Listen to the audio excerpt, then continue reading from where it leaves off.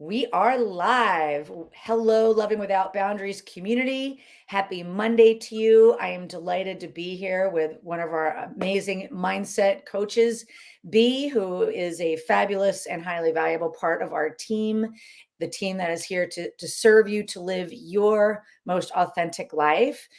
Even if you are navigating jealousy or insecurity, shame or guilt, or the pain of past infidelity in the sex positive and open relationship space, we are definitely here to serve you. If you have been a part of this community for a long time, thank you for being here. If you are new, we want to say welcome. We do everything we can to make this a safe environment for you so that you feel held, so you can get your questions answered, so you can feel our love and support. And we are both certified coaches, very non-judgmental in this space to help you navigate the ups and downs and the roller coaster emotions and things that can come up when we are coloring outside of the lines of heteronormative monogamy. And today, our topic is compersion, and the autocorrect gods did change the word to comparison, and we didn't realize that until today. But the topic actually is about compersion. And we'll talk more about that. But I'd love to actually, I'll give the baton over to be here. If you would like to maybe start out with a definition. I'm sure a lot of people here know what compersion is, but just in case, because there's a lot of people that don't know what the word is, because it's a relatively newer word. So feel free to start us off, B. Really happy Yes. to be here with you. Thank you so much, Kitty, for starting us off. And hello, everyone. It's really exciting to be here again and bring another important topic to our conversation today. Why it felt really important to me to talk about compersion is because I noticed that so many people struggle with feeling compersion, and many are just so lost in the face of that, and it can really feel like an unwinnable battle, like it's never going to get better, I'm never going to be able to get to a place where I really enjoy this lifestyle. So about the definition, compersion is a form of empathy. It's basically empathetic joy, feeling joy and pleasure and happiness for our partners, happiness with someone else. So this is something that is really dear to my heart. Back in the days when I started out my journey with concession non-monogamy, this was one of my goals, that yes, I definitely want to achieve that and definitely want to have that beautiful, deep connection with my partners and share these beautiful experiences and joys with each other in this particular lifestyle. So before we go a little bit deeper into how the struggles of compersion can surface in relationships, I want to mention that this is a really complex emotion. There can be many contributing factors why someone might struggle with feeling compersion, and sometimes we tend to take the blame entirely, that there must be really something wrong with me. So it's really important to differentiate between what's a me growth edge, what comes from our own insecurities or past hurts where we carry emotional scars, where there were trust issues or something happened in our past relationships and we still carry those scars and we fear that those gonna repeat themselves. The part that also contributes to struggling with compersion is that there's lack of self-awareness. We don't really know what we are dealing with. We might show up with reactivity and anger, frustration, feeling really poorly about ourselves, but we don't have a word exactly what we're dealing with. The contributing factor also can be some cultural and social conditioning, where we might have received the message, even if we really want to embrace consensual non-monogamous lifestyle, that there's the possessiveness going on in our relationship. So we might have received possessive messages, and we might feel that we are failing somehow if either we want other partners or our partners are other partners. So that there must be something wrong with us, and we try to step in with control, even unintentionally. Plus, that's also important to notice that yes, there can be a me growth edge and there can be a relationship growth edge as well. So the relationship dynamic is a great contributing factor of how safe we're gonna be able to feel, because if there's imbalance, if there's toxicity, that can really contribute to us struggling with compersion. If our needs not being met, if there are trust issues, for example, that this is going to be really challenging to really embrace this empathetic joy of our partner's happiness with someone else. So after this brief introduction, we would like to get into a little bit to how the struggles of compersion, if it's not addressed, if we don't deal with the root causes, how it can manifest in relationships and as an individual challenge. So for the individual, there can be so many disempowering emotions and emotional states that can come up. For example, the feeling of powerlessness, that I have no chance of getting out of this struggle. I have no chance. I don't feel that personal power that I can create the life and relationship that I want. We might end up beating ourselves up. So shame ourselves or feel guilt that we're not able to feel compersion for a while, or that, yeah, we're basically somehow feeling there's something wrong with us. The struggle, if again it's not addressed, if we don't start to discover the root cause and don't build empowering skill set to deal with this struggle, can lead to diminished self-esteem as well. We might end up feeling inadequate, unlovable, unworthy of the attention of our partners, and really can start doubting ourselves if we're ever going to be able to feel compersion or meet our own needs or our relationship needs, so that our partner's needs are going to be met as well.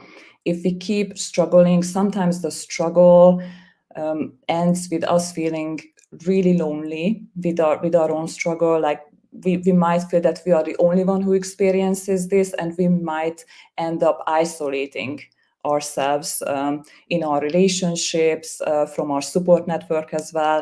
Again, repeating that disempowering thinking that there's something wrong with me, there's no way out of it, I'm the only one who struggled with this particular challenge. And if this keeps going on and on and on, this vicious cycle, then the risk of developing like generalized anxiety or anxiety related issues, for example, having like panic attacks or having really strong spirals or depressive states for a long term, can be really high, and that can erode our health as well, because we just keep pumping stress hormones into our body on a repeated basis.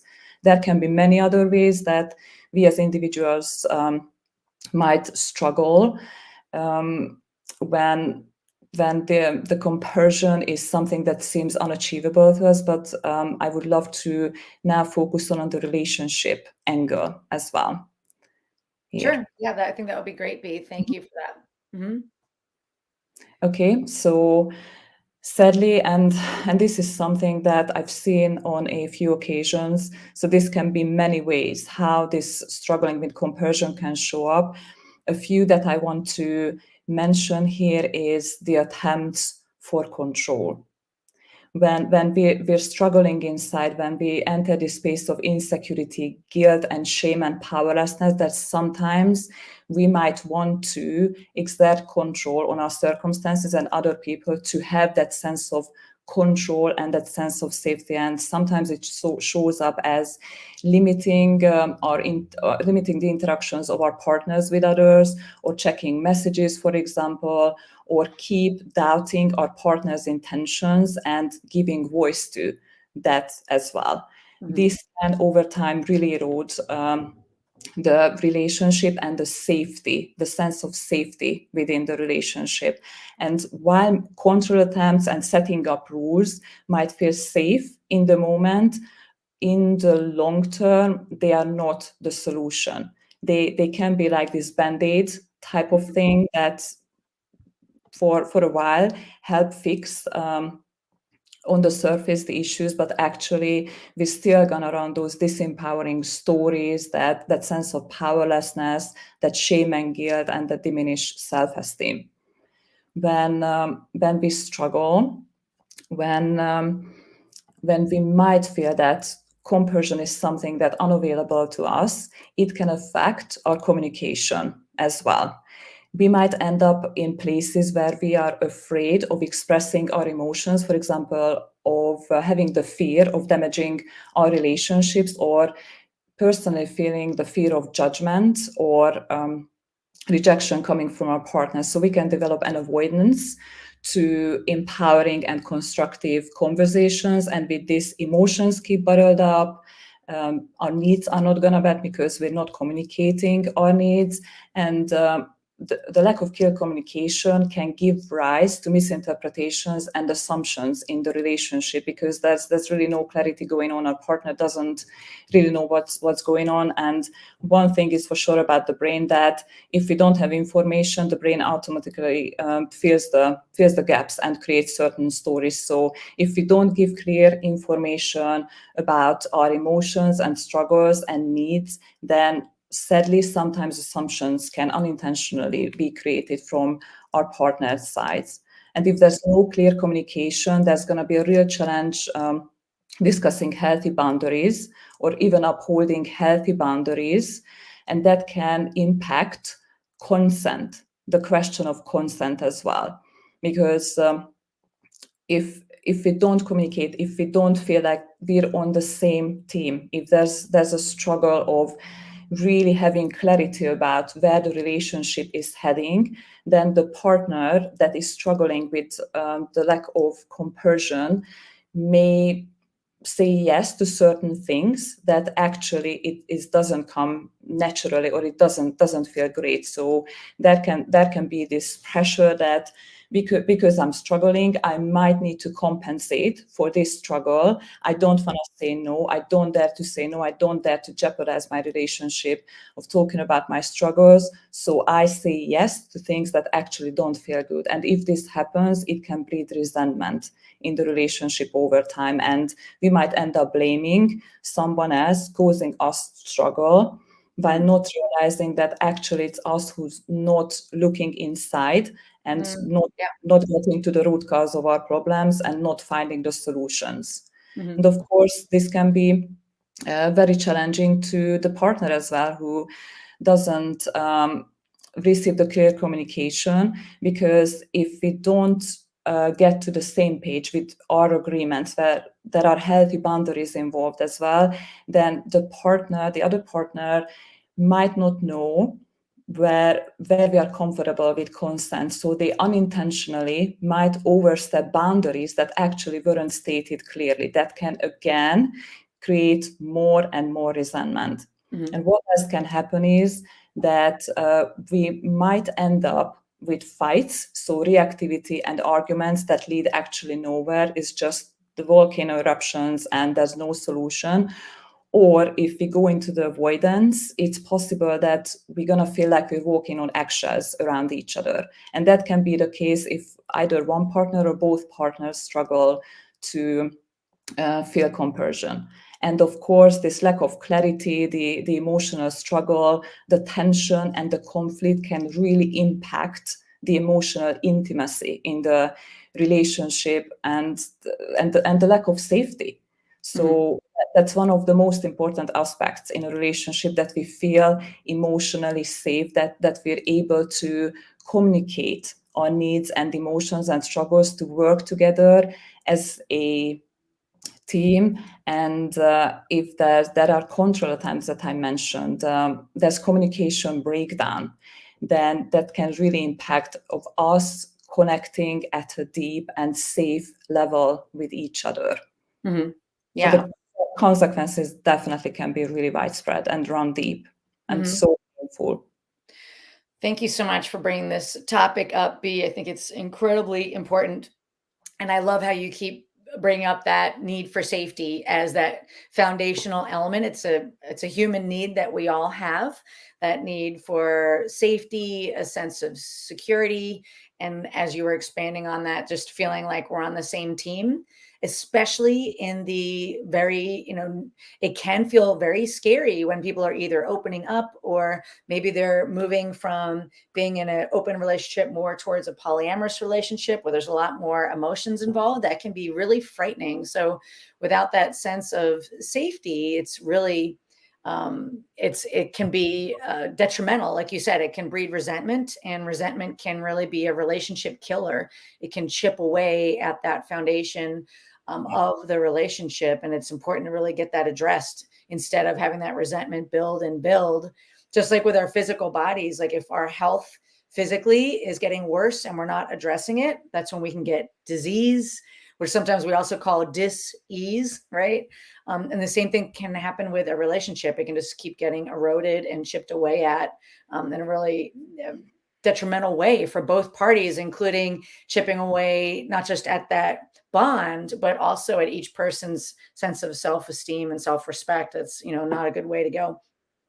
And one thing I want to say here about compersion is that it's a spectrum. It doesn't have to be all or nothing. It doesn't have to be like I'm either jealous or I'm super duper happy and joyful for my partner when they're with somebody else. There's a whole spectrum. So part of the work that we help people with is to learn how to go from where there might be that acute jealousy and start to take steps towards compersion little by little, and even just getting to neutral is a big win, And so learning how to manage your emotions, look under the hood of where jealousy and insecurity is coming from.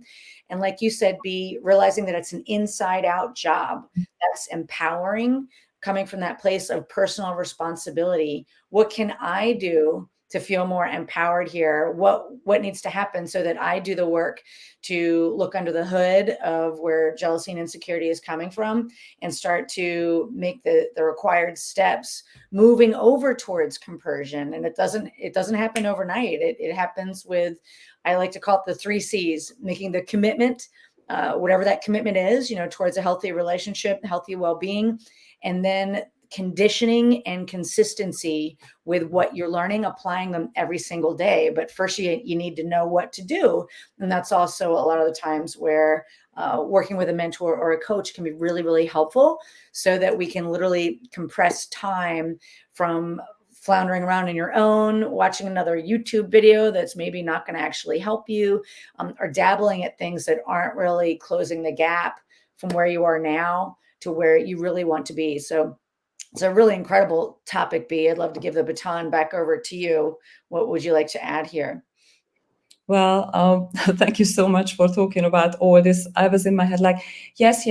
I struggled with that. And I also struggled with most of the things that I've just mentioned so far. And yeah, what you mentioned, I tried the books, I tried the YouTube videos, I tried like short courses. No, they didn't help. And frankly, I didn't believe when I first reached out to you that I was able to get out of this space of struggling. And if you remember my first essay that I sent to you, that was absolutely struggling with really acute jealousy and possessiveness, and even just thought of my partner being with someone else. It landed me in paralyzing anxiety. And within a few months, I achieved compersion. So this topic is really close to me, because what became clear to me is that this is actually a skill set. So I already have my winning combination, how to, in any type of relationship, how to get to a place if to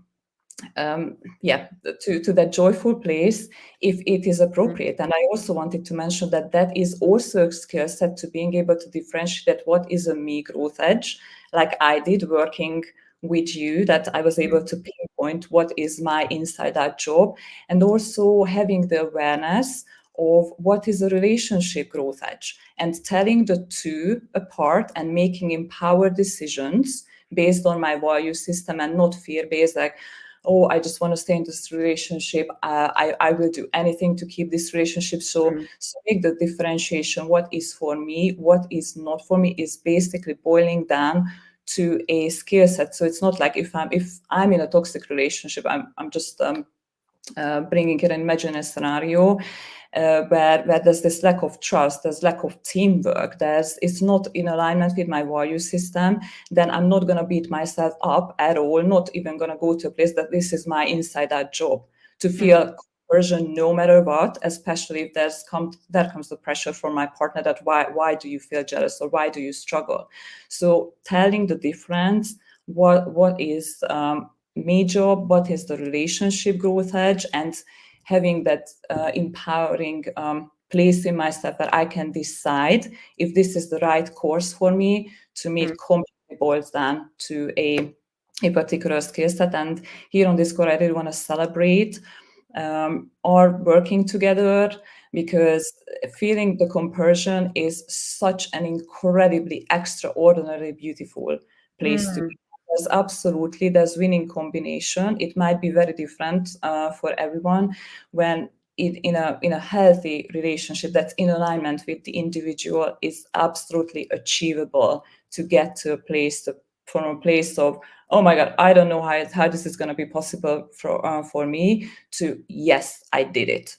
And I'm for one, I did it. So definitely thank you. Plus, I want to also emphasize that it's not necessarily a one and done thing. So as I mentioned before, the relationship dynamic itself can very much affect if I'm going to be able to always enter into this place of compersion, because sometimes there are absolutely legitimate reasons why compersion is not there. And the fears of loss less never can appear in any individual relationship. So how I internalize this inside that word that, okay, I achieved it on a few occasions, yet in any future relationship, this particular challenge, the fear of loss less never that you so beautifully talk about in your book, Kiri, it can rear up its head in any relationship. And that's why it's really important to have that skill set, that success FM, as you keep calling it, Kiri, to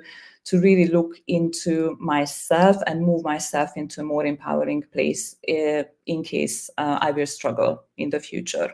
And having that confidence that I have that powerful tool belt is something that can be really such a great place to be, and that's why I'm back here helping others as well, because I know there's a way out. Yeah, exactly. Exactly. I couldn't have said it better, B. I love your big, beautiful heart, and you coming from that place of self-responsibility, and you having the courage to raise your hand over 2.5 years ago and say, hey, I need help. And the things that I've been trying have, whether it's reading books or YouTube videos, weren't giving you what you needed. That can kind of be when we're in a vacuum and we're just not getting the right support and hands-on guidance with somebody holding us accountable, as well as finding we need a support system. We that can be incredibly powerful to have a whole support system and team helping you close the gap from where you are now to where you want to be.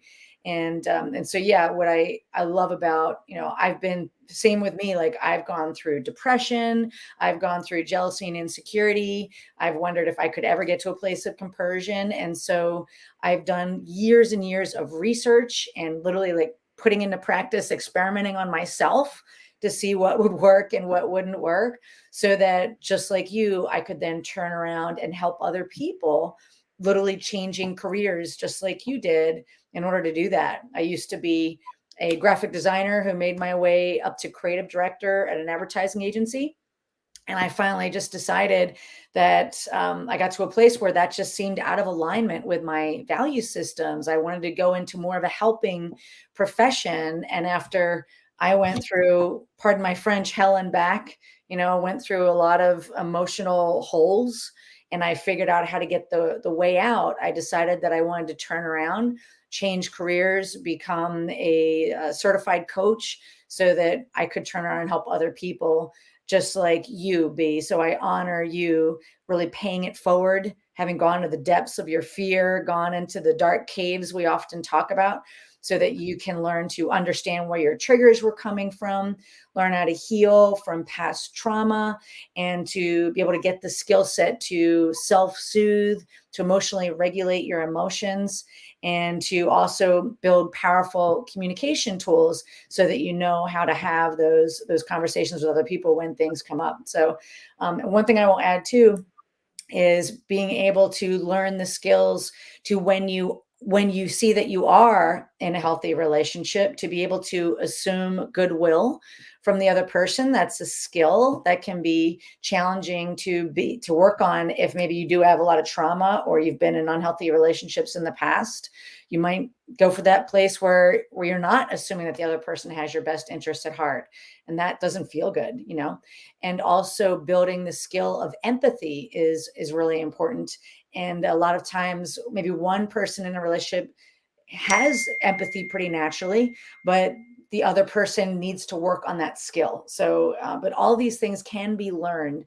Before we start to, and we'll talk about what is a way that you can move forward with that. But be anything else that you wanted to share before we start to wrap up our Facebook Live here? Yeah, absolutely. So I really want to highlight what you said about self-awareness as well, that it all starts with self-awareness. Without knowing what we're dealing with inside of ourselves or within our relationships, it's going to be very difficult or even impossible to powerfully navigate and manage complex emotions that sometimes can come with this really amazing lifestyle. And yes, it can be challenging, as you keep saying. We add more people, we add more complexity. So self-awareness is definitely a key point. And what I wanted to mention is that, yes, feeling difficult emotions, challenging emotions, can feel heavy, and there's really no way out of that. How we keep looking at emotions here at Loving Without Boundaries is we see them as messengers. So once we learn the skill set, and I really want to stack on what you shared about understanding our triggers, it's absolutely something that we can learn to understand our emotions and understand what they're saying to us in a really empowering way, and to use that clarity to meet our needs and to create the life and relationship that we want. Yeah, thank you for that, B. And again, thanks for talking about this really, really important topic. So, so if anyone here in our community, if you are struggling with feelings of inadequacy or jealousy and insecurity, or those not enough thoughts, am I not enough for my partner? That can come up a lot when we are talking about consensual non-monogamy, and you're looking for some help. We also are born into a sex negative world, and it can be really important to find the right coach or mentors to help you step into your own authenticity, your own self-empowerment, and your own sex positivity, or really owning who you are, even if it doesn't look like what the majority of society is doing. If you are struggling, know that you can reach out for help. That's exactly what we're here for. So if that's you, know that you can book a call here. It's called a breakthrough session.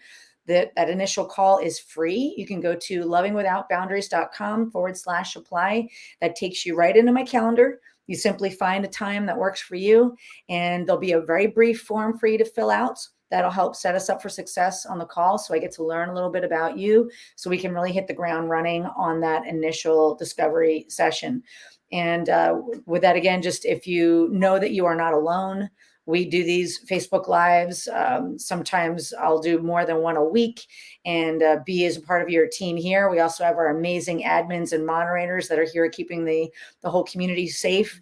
And know that we get your struggles and we've got you. Okay. So if you are looking for powerful change and you are ready to put in the time and the effort for your own self-care, your own well-being, we can get this sorted together. So again, that's lovingwithoutboundaries.com/apply. If you are looking for some expert help and a process that has been proven to succeed, that I've worked on for years and really gotten to a place where it is a solid, proven system, that we also have fun when we're going through this process. So anything, B, that you wanted to add there?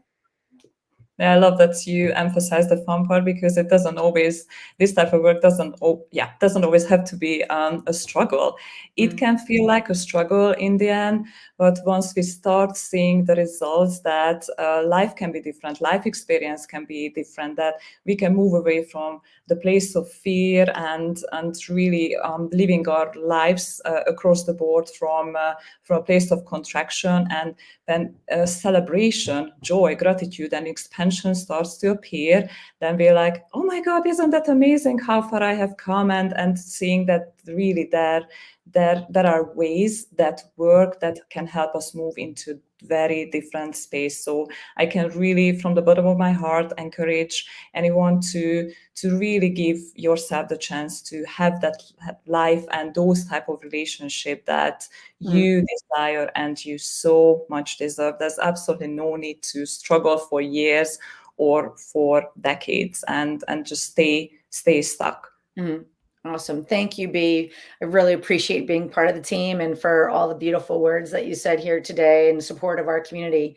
So with that, we will wish you all a happy Monday. Until next time, know that you are not alone, and we are delighted that you are here finding a sense of community and safety, and we will talk to you soon.